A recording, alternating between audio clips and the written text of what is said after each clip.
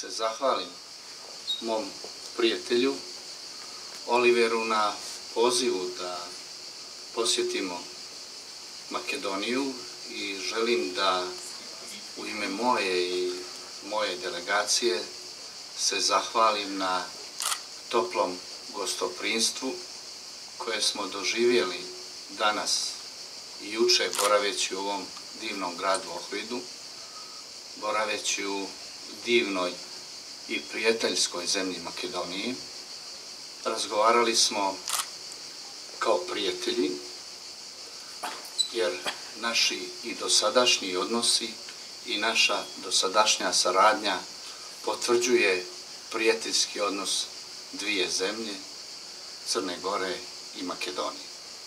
Ali smo se dogovorili da iz tog prijateljskog odnosa ima prostora da našu saradnju i da naše aktivnosti unaprijedimo. Moj prijatelj je ministar Oliver govorio koje su to oblasti gdje našu saradnju možemo i dalje unapređivati. To su globalni problemi, to je organizovani kriminal, terorizam, ilegalne migracije i trgovina ljudima.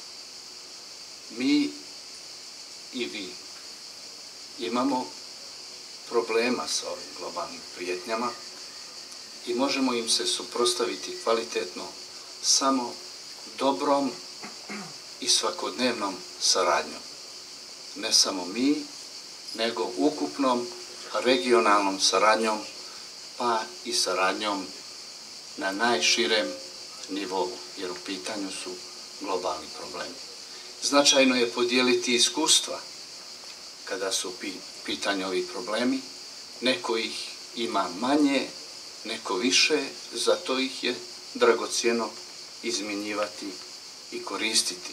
Mi smo danas o tome pričali i konkretno i vjerujem da ćemo našu saradnju unaprijediti protiv ovih prijetnji posle našeg današnjeg sastanka sa saradnicima koji će, ubijeđen sam, dati nove impulse našoj kvalitetnoj saradnji.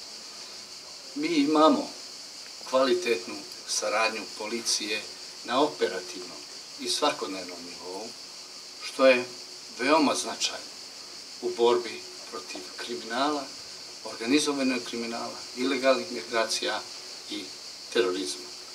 Ta operativna saradnja je vrlo važna i ona će se nastaviti još snažnijim intenzitetom. Mi imamo jednu divnu praksu, a to je praksa prijatelja i država koje žele svoje prijateljske odnose da unapređuju. Vaši predstavnici Ministarstva unutrašnjih poslova, predstavnici policije, u toku turističke sezone su prisutni na našem primorju. To je nama zadovoljstvo i čast, ali je to i prilog prijateljskoj saradnji, jer njihova služba i njihov posao približava naše građane, čini ih sigurnijim i daje doprinos kvalitetnijoj borbi protiv svih vidova kriminala. Ja želim da iskoristim ovu priliku da u svjetlu nedavne posjete koju je Makedoniji imao Evropski komesar za proširenje Han, tokom koje je ozvaničen početak skrininga i priprema za otpočinjenje pregovora Makedonije sa Evropskom unijom, iskažem zadovoljstvo i uputim čestitke vašoj zemlji i njenim građanima kako u svoje lično ime, tako i u ime vlade na ovom za vas značajnom istorijskom i strategijskom putu. Oliver je o tome govorio. Crna Gora je odmakla na putu evropske integracije. Mi smo otvorili 31 poglavlje, privremeno smo zatvorili 3. Dakle, sva naša iskustva, sve ono što smo mi radili, a što može da koristi u vašem putu, na vašem putu evropskih integracija, o tome smo danas razgovarali, smo raspoloženi i sa zadovoljstvom ćemo pomagati sa našim iskustvom na ovom putu. Želim da vam čestitam i odpočinjanje pregovora sa NATO-om. Naravno i u ovom poslu mi kao članica 29. NATO-a sa našim iskustvom možemo da pomognemo, želimo i hoćemo sve što je u našoj mogućnosti, dragi kolega, da pomognemo. I taj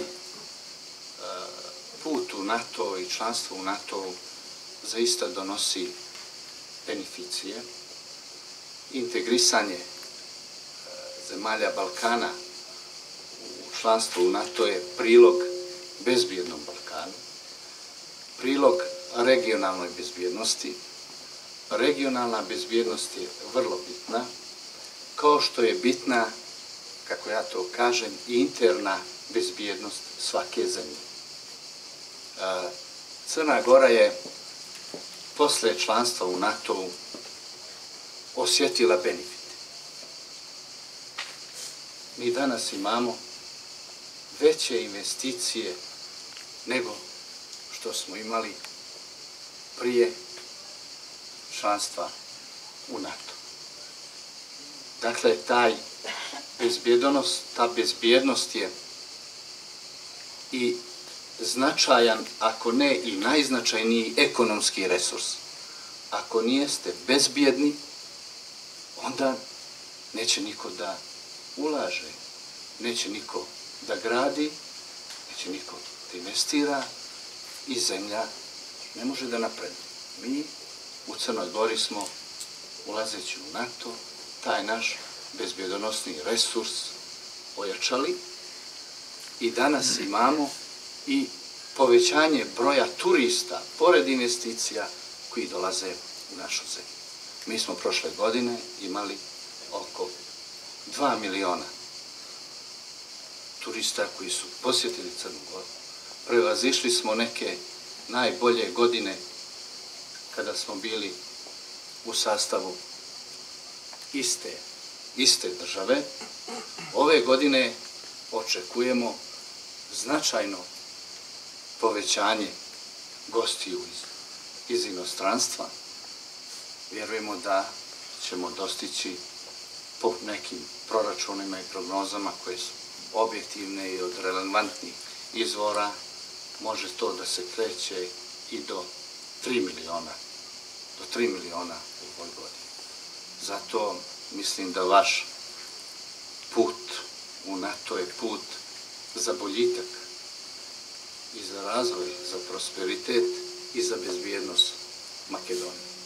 I vjerujem da će ovo vaše rukovodstvo uspjeti da sve ove kapije koje su teške u političkom životu i odlukama jedne zemlje prođe na kvalitetan način zajedno sa građanima koji znaju da odvoje dobro od lošeg, to je vrlo bitno, istinu od laži i dnevno političko od istorijskog. To su stvari gdje mi političari moramo da pomognemo građanima da neke stvari shvate na ovaj način. Ja vam želim sve najljepše od srca i na putu evropskih integracija i na putu članstva u NATO. Uz ponudu sve što možemo da uradimo i pomognemo za prijatelje, građane Makedonije i za Makedoniju kao prijateljsku državu smo otvoreni. Hvala vam na gostoprimstvu, hvala vam na pažnju.